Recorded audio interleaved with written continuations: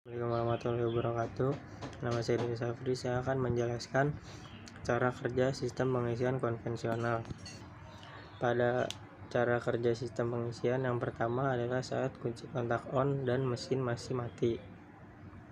Arus mengalir dari terminal positif baterai menuju fuse link, kemudian menuju ke kunci kontak. Dari kunci kontak, arus listrik akan diteruskan menuju fuse. Terdapat dua buah fuse atas dan bawah. Dimulai dari fuse bawah terlebih dahulu. Dari fuse bawah, arus melewati lampu pengisian, kemudian menuju terminal L regulator. Dari terminal L regulator akan diteruskan ke kontak poin P0. Dari P0 menuju ke P1, lalu dari P1 lalu terminal E. Dari terminal E regulator, arus diteruskan menuju ke massa. Terjadi beda potensial. Dari terminal positif, baterai mengalir menuju ke massa. Lampu indikator pengisian akan hidup pada fuse bagian atas.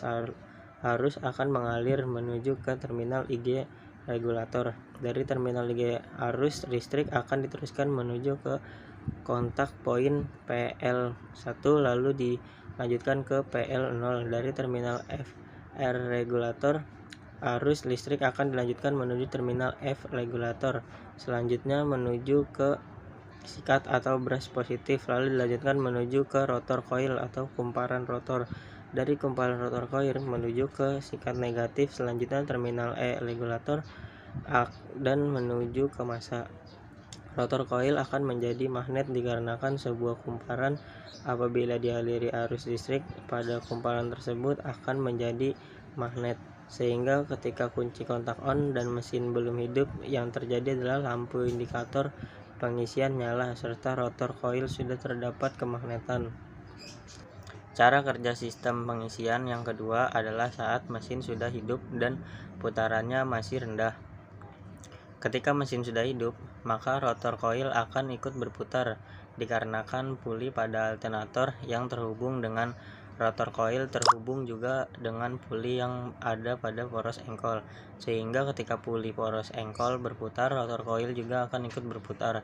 Ketika rotor puli sudah berputar, maka arus listrik sudah dibangkitkan dari kumparan stator coil dan keluar dari alternator. Arus yang mengalir pertama adalah yang dari terminal N alternator atau bisa disebut dengan tegangan netral. Dari terminal N alternator, arus akan dilanjutkan menuju ke terminal N regulator. Selanjutnya dari terminal N regulator akan menuju ke kumparan voltage relay.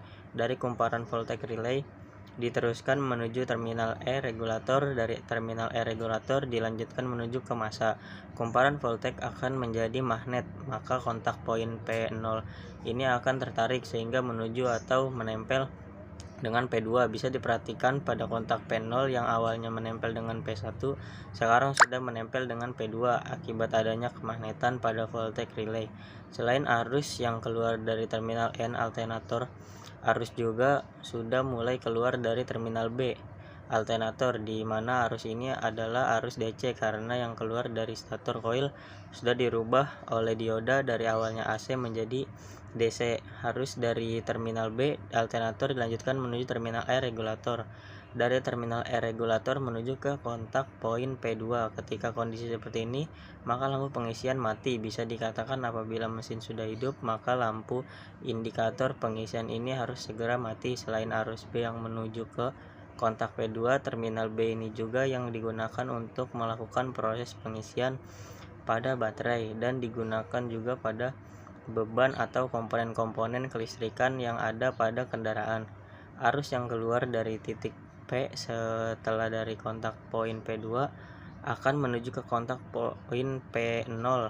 Dari P0 akan dilanjutkan menuju ke kumparan voltage regulator.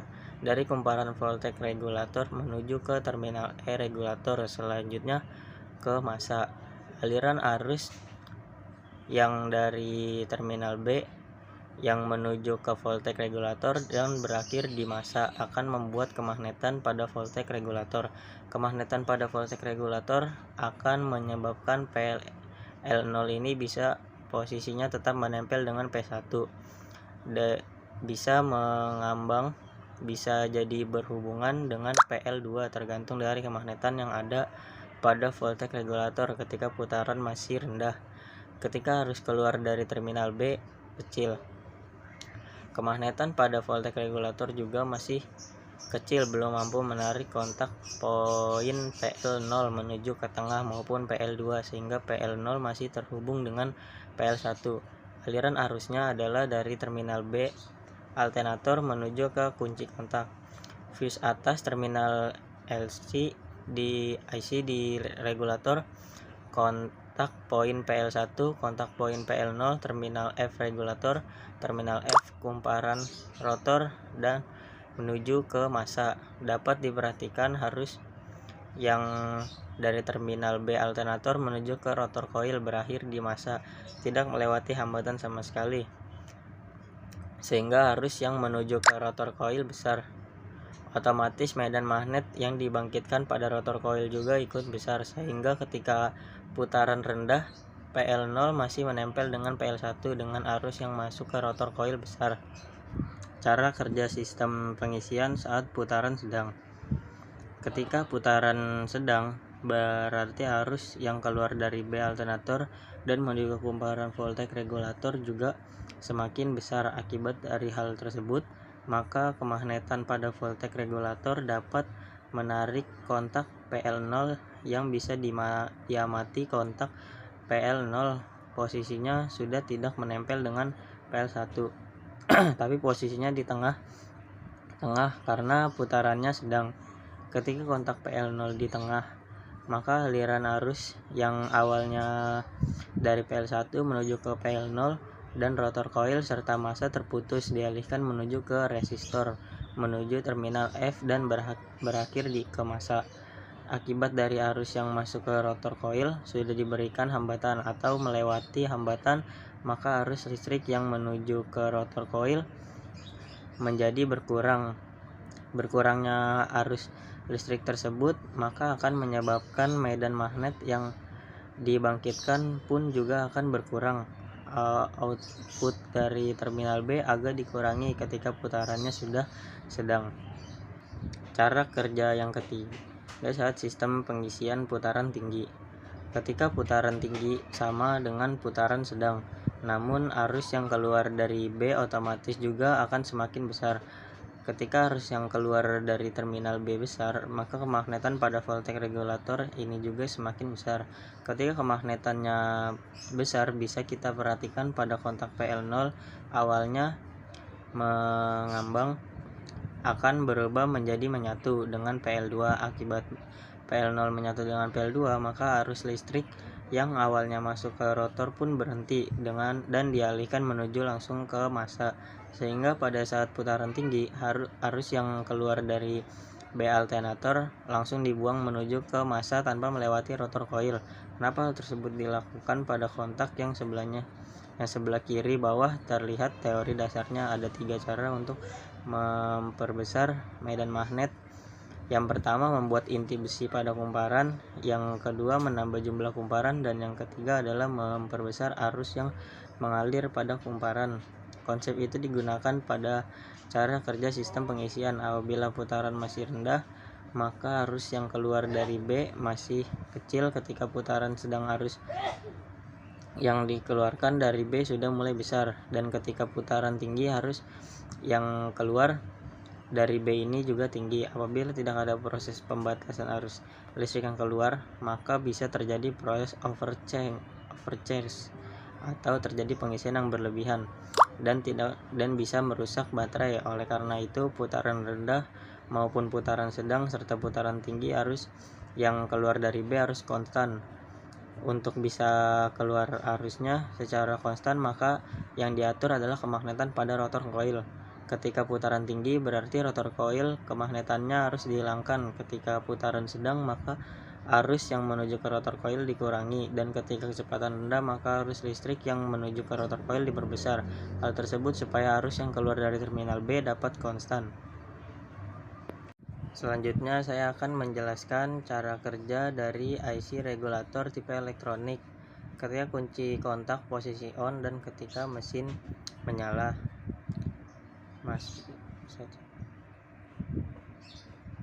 Dan ini adalah gambar ketika IC regulator pada posisi kunci kontak on. Setelah IG switch diputar ke arah on, arus listrik akan mengalir melalui switch terminal R, terminal L, lalu menuju fill coil dan akan standby di kolektor power transistor. Dari terminal R, arus listrik juga akan mengalir ke dioda Zener. Tegangan yang mengalir saat ini masih di bawah nilai tegangan referensi pada dioda Zener, maka dioda Zener tidak dapat melewatkan arus dioda Zener dalam posisi off. Akibatnya tegangan di basis transistor 1 tidak lebih tinggi daripada tegangan di emitor, maka TR1 dalam posisi off dan tidak dapat mengalirkan arus listrik. Sedangkan dari terminal R, arus akan mengalir menuju basis power transistor. Karena tegangan di basis power transistor lebih tinggi daripada emitor, maka power transistor akan menjadi on. Saat power transistor dalam posisi on, maka listrik akan mengalir di fill coil dan mengakibatkan munculnya medan magnet pada kumparan fill coil. Di saat yang sama, terjadi beda potensial tegangan antara terminal L dengan terminal baterai. Akibatnya lampu charging atau charging lamp akan menyala.